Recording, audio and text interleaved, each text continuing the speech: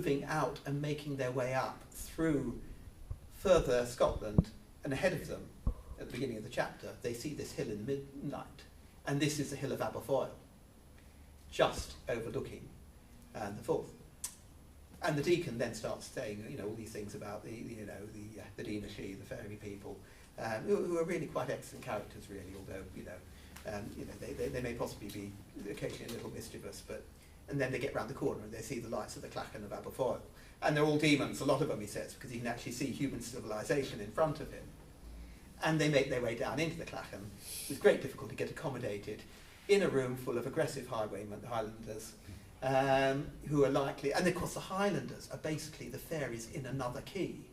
The Highlanders speak a strange language, are proud, vengeful, have no central sense of ownership or morality, and of course, the deacon simultaneously is navigating his desire to be a good Presbyterian Scot, and simultaneously go, well, these are actually my cousins, yes, I have some kinship in this. And significantly, of course, the underlying narrative in Rob Roy is that this is the last struggle of the Jacobite movement, which is at some point going to be ultimately suppressed in 45. And it's Scott's elegy, because unlike a lot of people, some people write about superstition kind of, load of nonsense, and here I'm going to put it down. Some people are exactly the other way. They wish to bring superstition out of its captivity. They want to release Koshchai the Deathless from his chains and bring him back into the world again as an actor. But Scott is one of the few people who really wants against his will to be rational. The letters on witchcraft and demonology are the work of a man who viscerally still thinks that there are ghosts out there, but can't quite, as a good Enlightenment writer, ever put himself down as disbelieving, as firmly saying no, impossible. And his attitude to the fairies is exactly the same. So, the fairies therefore represent a field in which he can debate through the medium of the alien but kindred nature of the Highlander, the question of what it is to be Scottish. There's colonial theory for you. Ooh, I forgot about Ireland. Because you've then got the whole thing in spades, in the tradition of writing about what it is to be Irish. The fact that this is tied in two ways to the fairies. On the one hand, the outsider, it makes very little difference effectively whether it's the English traveller or whether it's the learned traveller like Crofton Croker, who is making his way in, transduces Irish folklore, including Irish fairy belief. In fact, Croker is writing fairy legends in the south of Ireland in a way which will make it acceptable for the metropolis, which of course normally means guying it up.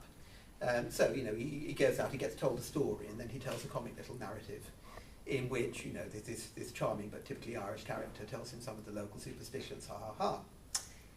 And then you've got a struggle throughout the 19th century in which each successive writer wrestles with that diminution of the folk tradition in order, until you end up with something like Douglas Hyde, who actually basically published it. Douglas Hyde's proudest achievement in fairy publication was the bilingual edition of Scalter, which was in Irish and Spanish and didn't have a word of English in it anywhere. Obviously, effectively, most people did actually read it in the English-Irish version. But nevertheless, the concept there is that for the first time he is presenting the words of the peasantry unmediated. And then comes the question, well, it's all very well then. You've stopped guying people up because you're telling their stories as they will construct them themselves. But how are you to understand them? A story doesn't necessarily become intelligible simply because you put it down in translation. And this is where the work undertaken over quite a long period of Yeats, who obviously is observing what Hyde does with folklore. He wrote the introduction to Love Songs of Connaught. Is critical for presenting what fairies can mean to being Irish. Yeats fascinatingly begins with incredibly enthusiastic but small base of field work. The Celtic Twilight was written in two successive editions. You want the earlier edition, where he's essentially drawing on everything that he heard about when he was a boy growing up in Ross's, and then went back and he talks about himself going back and talking to people, and they're very reluctant to release because he's a Protestant and everything. But he's got the golden clue. Didn't I used to come down with that when I was a little boy, and you'd sort of tell me all about the fairies on Ben Bulben. And that opens a few keys, so that he then is able, and of course, unlike Hyde, who is presenting, obviously the difference is that Hyde has the Irish and Yeats doesn't, but whereas Hyde is presenting an unmediated text of the peasantry, Yeats does an awful lot of framing.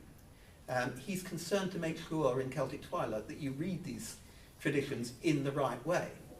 And his problem, in a sense, becomes, how does he know that he's not selecting because the basis is so small? I mean, Yeats typically was criticised, I don't think justly, for being fascinated by the glamour, literally, of course, but the beauty of the fairies.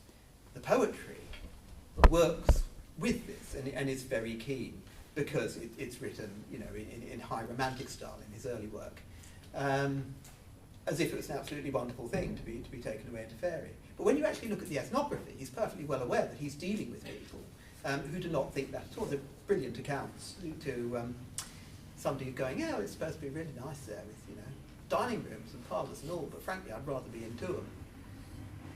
You may or may not have been to Tuam. It's a place where you've got everything that you can want, but without, and the difficulty there is you've got it without the hope of salvation, which of course Yeats doesn't pick up on because they politely skirt around religious questions when the gentleman from the ascendancy comes around talking to them. But the second phase of his field work, which is much, much more detailed, in fact is exemplary from the point of view of some of what we'd expect, is when he's working with Lady Gregory on visions and beliefs in Connaught, where that contains huge amounts of material. As far as we can tell, obviously there were problems, non-tape recorder, in taking it down, but it contains awful lots of stuff. With Yeats actually did the theoretical work, Lady Gregory simply did the recording, writes up 4 excellent essays in which he identifies the narratives of the Irish fairy system, which of course are all about the capricious, effectively malicious abstraction of the human race by fairies. And anyone who remembers Charles Fort saying, I think we're property, will be on the right lines here. So simultaneously, he is constructing the gentry, as they occasionally are, more frequently the Dean of Rutla, as being hyper-landlords, appropriators of the surplus of the peasantry, and then he's sort of recording what the peasantry have to say about that. I mean, the paradox here is you'd have thought the peasantry had enough bloody problems with one set of landlords without, adding an entirely separate mythical bunch on top of it. But the subversion, if it is subversion, there, and you can see this in the narratives, works in 2 ways. And I think, again, he's aware that this can be working in other ways. One possibility is simply that by placing relationships of appropriation and control on a supernatural screen, by blowing them up so massively that you have got people being really treated with not just control, but with control through random anger. The fairies never measure their revenge. This is one of the classic things about fairy lore. They're much closer to the Cray brothers than policemen. If you look at a fairy hill in a nasty way, even if you happen to be kind of classically, actually, the gangster motif, if you happen to be in the wrong place at the wrong time, these frequent stories that so-and-so was coming back on the road late at night, and he happened to brush against somebody, and because he had got into touch with them, that fault by contagion, he fell ill. And then there's also the sense in which these random acts are then made up into a system, that they need women to nurse their children, they need people to look after them, they take the young ones because the young ones are beautiful and strong. And then that feeds into the anthropological construction, which is kind of classically fairy lore here is doing what witchcraft does in a lot of other cultures. It's explaining why bad things happen to young people. Nobody gives a toss when bad things happen to retired people. You reach a certain point at which your demise is to be expected. But when the young, classically things like childbirth, death in childbirth is always constructed as being taken by the fairies. It is not a real woman who died. Of course, the nightmare about this is that in the middle of this belief system, real women themselves get caught up. There is a superlative study by Angela Burke, The Burning of Bridget Clary, based on a case in Waterford, in the township, where Michael Clary has moved in from outside, in fact, has married Bridget. And you know, there are family tensions which are gently teased out by Angela Burke. It's a very good piece of microhistory. Bridget then goes down with something in, you know, scientific terms, probably bronchitis or something, but it's confined to her bed. And over a period of weeks, the cultural diagnosis moves away from a medical interpretation towards a supernatural one. It's not helped by the fact that, as far as you can read in between the lines, the parish doctor was a bit of an alcoholic who could only turn up twice and, you know, left a bottle of something behind him and said, well, that'll do good for her. They got the priest round once, but not the second time, because he'd given her the last rites the first time. So, you know, like the forces of the state and the church, etc., are not really doing anything for them. So they move into it. They go and get a man called Claney, who's a fairy doctor, who therefore knows about these things, who produces a set of herbs which are boiled in bee stings, cow's milk, after a calf has been born. Forced down Bridget's throat. Bridget is, you know, A, ill, B, can't stand the taste of it, and C, does not like the way this story is going. That doesn't work in the sense that Bridget is still ill, and despite shouting repeatedly, I am Bridget, I am your wife, I am your daughter, is still constructed. Finally, they employ a ritual of fire by holding her above the fireplace and deposit her back into bed. At this point, Bridget is still, you know, well covered in chicken shit and piss, which is another of the, ridding rituals, in a state to recover. Her husband, who has been essentially losing his wits over this for the last 2 weeks, finally makes an attempt himself, without anybody else, to put her back on the fire. She burns to death and is buried. A couple of them go out late at night, having decided, because obviously by this stage it is the only way in which they can live with themselves, that they have just burnt the fairy stock. And Michael Clary is then seen hanging around the fort at Carnagrana, waiting for the fairy ride to come past, because as the ride comes round the corner, he will of course see Bridget on the white horse and will pull the rider down and will be able to hold on to her and to bring her back from the fairy, and everything will be all right. Everything was not all right. He got 18 years. But the construction of the narrative, and this is also where Angela Burke is fascinated, it's going in two different directions, because on the one hand, there is a rationalist, Irish nationalist version. This is about the time of the land tax movements, redistribution of land, in which a rational Ireland is being promoted, which will have absolutely nothing to do with these people. And so, I mean, you know, it's all about, oh, if only the English would stop, you know, imposing colonial structures on us, we would have proper doctors, and, you know, we'd have a sensible system, and people wouldn't be allowed to get so mal-educated. And of course, simultaneously, there is the metropolitan narrative, which is, oh, Jesus Christ, if the Irish are going to do this sort of thing, what on earth are we granting them home rule for in the first place? And these two are fighting each other out over the body of the dead woman, who, as not infrequently happens with women in folklore, is, you know, more acted upon than acting, much more likely to get abducted by fairies. So there are subversive narratives here about ethnicity, also subversive narratives about gender, because working your way through fairies, telling fairy stories, is one of the few spheres of resistance which is available in a patriarchal culture. I'm fascinated by a particular trope, and this is largely embodied in a sequence of, I mean, one knows them in the British Isles as Irish cum Gaelic stories. This is not, you know, per se an ethnic thing so much as they are coming from the fringes. Obviously, when you work your way through, there is a lot of early medieval material which suggests that the mythos, which essentially Keats and Yeats and Lady Gregory were disinterring at Coole, had once been much more general. It all binds together, though, because it all binds together on the theme of abduction. The woman is taken, lives with the strangers, viscerally attempts to survive by not eating their food. Nuala Niaunol has written some excellent poetry, which is kind of working from there to anorexia, anxiety, and all that sort of thing, and is desperately seeking for rescue.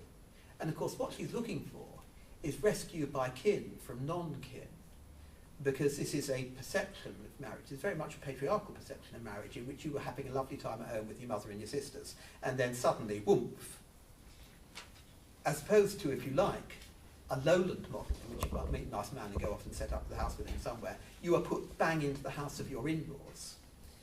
You are in a house where you are related to nobody in a society which is structured around kinship. And you have to come to terms with it in some ways. And one of the ways you come to terms with this is by singing ballads in which you put yourself in the position of being the wife in Fairy who has been taken by the aliens. This brilliant ballad, Little Sister, do you remember the Night of the Horses? Where she is nursing her baby, of course the only individual in the whole house which is actually her blood relative by now, so she and the baby have got a bit of a rapport. But by singing to the baby and being overheard by somebody outside the Fairy Hill, she can get a message through to the kin relative, the sister or brother, who will actually be able to go and get her out and restore her to her own kin, plus presumably baby, although that doesn't encounter, And I've been noticing this and going, oh yeah, all right, I can sort of see the construction. And there is an entirely analogous, dangerous word in folklore studies, body of Chinese ballads, which are not about fairies, but which are again sung by young brides, but which are about being taken into the world of the dead people. Of course, what do? You don't eat in the world of the dead. How scary can somebody be while still in human form? There is an analogous set of stories in which this becomes actual theft by human beings. And one of the things I was sitting there, we've had colonialism, we've got slavery now. Slavery, which of course, is traditionally constructed the other way around, until you actually realise that this stuff is coming in large amounts from the west coast of Ireland, where you were, much, much more likely to be enslaved, because the Barbary raiders used to come up the west coast. Significant numbers of Irish slaves did actually have that experience and may in fact have been ransomed and come home with it. You can't dismiss that as a possibility. And that feeds back into people's construction of the fairies. So they can talk about situations that they don't like by putting a fairy in a role which would be more than undiplomatic to put a human being in. And again, sometimes I'm looking at this, of course, I'm thinking in terms of tale type. It's like, yes, I recognise this narrative cropping up here and there. Sometimes it isn't tale type, but it is very perceptible if you kind of read slowly in terms of performance. Rumpelstiltskin is not normally thought of as a socially subversive narrative.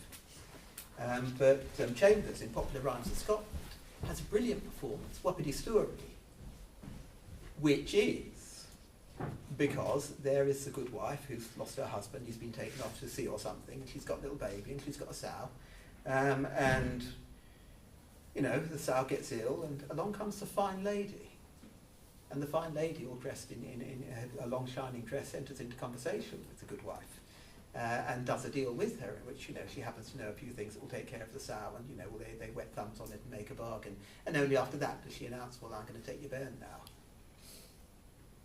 And the way in which the relationship between the two is placed at every point in the narrative, right up to the revelation, where the good wife is sitting there, of course, having found out what, little Ken's our good dame at home, the Wapiti Story is my name. The good wife is sitting there weeping vigorously and pleading to be let off the repossession of her baby. And only after she's failed to exhaust the tears of mercy does she finally say, well, I wouldn't have thought so fine a lady as you would be called Wapiti Story. And you think, well, how did some of this material work? Because it's quite obvious that it's a way in which people can play out social dynamics. And they can use fairy for it. But yet, at the same time, they are torn between the two directions. Ought they to be using, because of course these are not transmitting solely as narratives. In this sense, fairy tradition is a different animal from fairy tale. These are being passed down as stories which have at least some grounding in a real supernatural world, and the two adjectives belong together. And then the confusion then becomes amongst educated working class people throughout the British Isles. Do I go along with this? And you've got people like John Clare, who is in the difficult position of A, being fascinated by folklore, and yet having become literate, and literate in imaginative romantic poetry, and fatally standing outside it far enough to be able, and of course he's a problem then, he becomes a kind of auto-anthropologist. He's looking back at life in Helpston and saying, oh, this is what we, they, I don't know which, do, and he's reporting it also, to higher class recipients. So when he talks about supernatural beings and fairies in the area, he's uncertain about whether to, dismiss them or not. And of course he's too intelligent, I think, simply to go for the kind of guying the funny people approach. On the other hand, you've got people like Samuel Bamford, passages from Life of a Radical, who is absolutely gunning for the fact that before he had an education, he used to believe in boggarts, and by God, he doesn't do it any longer. He doesn't believe in any of this stuff, although he would like to tell you a couple of interesting stories about what it was like when he was with people who did believe. And this perception of the radical as somebody who has liberated themselves from superstition is key to his approach as somebody who has thrown off the chains of all forms of false belief. Essentially here, rather than believing in fairies, rather than social dominance, as far as he's concerned, fairies were yet another of those belief systems which people who wanted to keep the working class in chains allowed to distract them. A wonderful account in one of the Irish reports on the Bridget Clary case. They're talking about Carl Nagrana and says, another of these damn wraths. The landscape of Ireland is studded with these fortifications, which the English reader may not know are simply the equivalent of Zulu kraals. Little circles, with a thorn hedge round them, which the superstitious locals will not cultivate them. And, like, the entire problems of Irish land reform would be solved if only people cultivated these fairy forts. Despite the best efforts of the Celtic Tiger, the fairy forts remain uncultivated, mostly. And the other way of doing this, the alternative radicalism, is to embrace the supernatural narrative as a way of projecting both, your Irish identity and your working class identity against the people from outside. You know the right things to do. They don't, and by God, bad things are going to happen to them. There is a whole class of stories which involve not cutting down the fairy thorn. One particular, the main subset, of course, is what, again, this is malice. It doesn't matter what you do to it. Even picking up a dead stick and taking it away is likely to get yourself something nasty happening to you. Interestingly, and this applies also, it doesn't apply to children. I think Eddie Lenihan, who, brilliant, Eddie's a great storyteller from County Clare, collected several of these and said, well, it didn't matter what kids did. They could kind of play around the thorn and climb up on it and do anything because they weren't thinking. Children, of course, were always exempt from all kinds of social rules. And it's kind of part of being a child that you're allowed things. As you grew up, you learned better. Unless, of course, you're the outsider. And the classic narratives here are not simply the man dealing with it on his own land who should know better, but the road building company. Because, post-independence, all of this moves from the English to the man from Dublin or the county council or whatever who is going to build something, and he decides, well, we'll have a shortcut here, and a couple of blokes are working on it because work was scarce in those days, so they made a point of getting there early one morning, and they got there early one morning. Everybody's standing around, the guys, and the foreman saying to them, you've got to do it. Your jobs are on it. Don't make me lose my job. And they won't do it. They won't cut down the thorn, which is directly in the line of the road. And where does it go to in various directions? One of the versions is, they get the outsider who takes a swing at it and terrible things happen to him. The other version is that, well, eventually two of the guys are kind of intimidated by the foreman who says, well, don't let me lose my job, lads, whatever else. I'll take all the responsibility and take up, one of those cross-cut saws, obviously, we're at this period, and start cutting it and out spurts of blood out of the tree. And at that point, there is a distinct, desire to divert the road instead. Elegant versions, so they actually get somebody later on with a JCB who actually lifts up the whole tree and moves it to another location, which is cheating slightly, I think. But Eddie published a great deal of this material in various local sources before he did his meeting the other crowd. But of course, in between them, the early versions and the later ones, slightly more significant development had happened, which was they were pushing the motorway up through Limerick. This is 1997. We're not talking about two blokes with a cross-cut saw and breaking up the rocks. We're talking about a motorway gang. And the foreman is sitting in his office, you know, sort of checking out, and in comes Eddie. He says, "You see that thorn there?" "Yes." "Well, you know, that's not any thorn. That's the thorn between Munster and Connaught. You know, you look at it in a straight line. Because what used to happen, you see, is that, you know, the Munster fairies used to fight the Connaught fairies. And they go over. And, you know, it would be a great battle and everything. They get men to help them, and they'd be, you know, terrible fighting, you know, all through the night. Everybody stayed indoors, couldn't bear to hear the sound of it. And of course, well, you know, sometimes, you know, as I say, Eddie is a Clare man. Sometimes the Munster fairies won.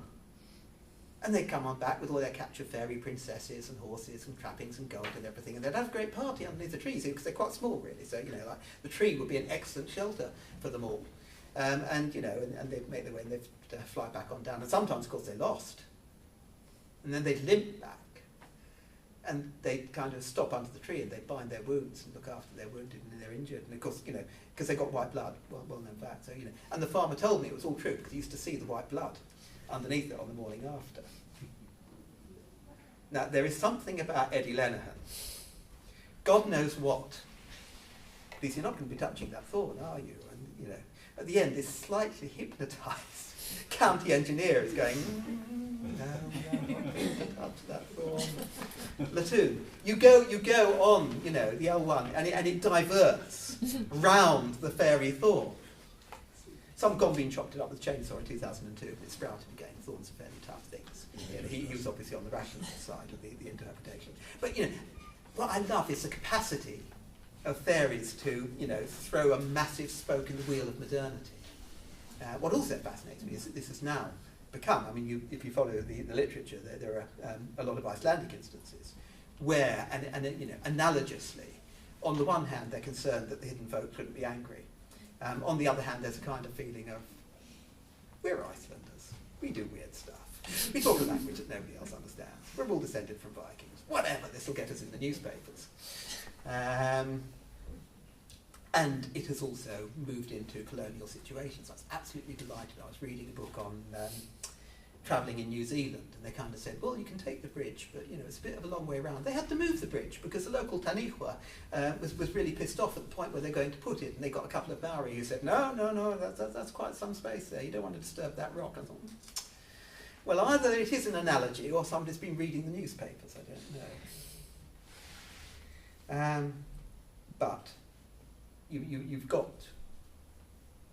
One of the difficulties, we always follow folklore in a fascinated sort of way, as long as there's lots of it.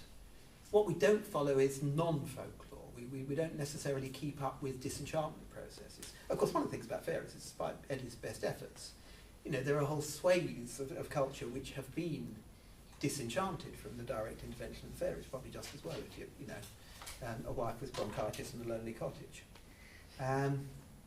So that subversion, in a sense, takes no longer the form of using the fairies to resist, but using the memory of the fairies as a means of pillaring the present, or sometimes I think of genuine anxiety about the present.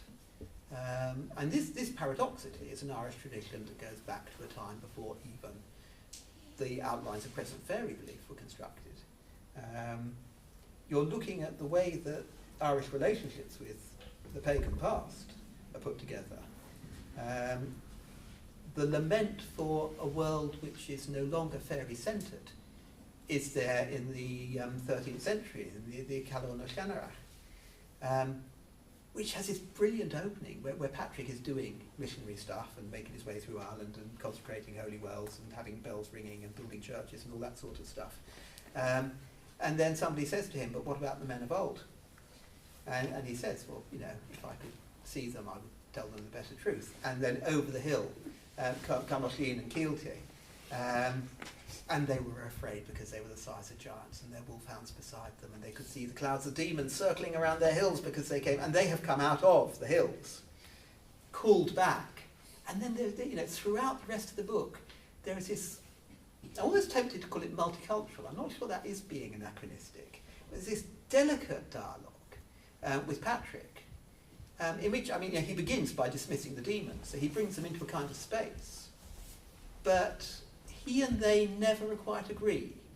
Achille and Kilty are not converted, nor does Patrick ever accept the absolute validity of a non-Christian past.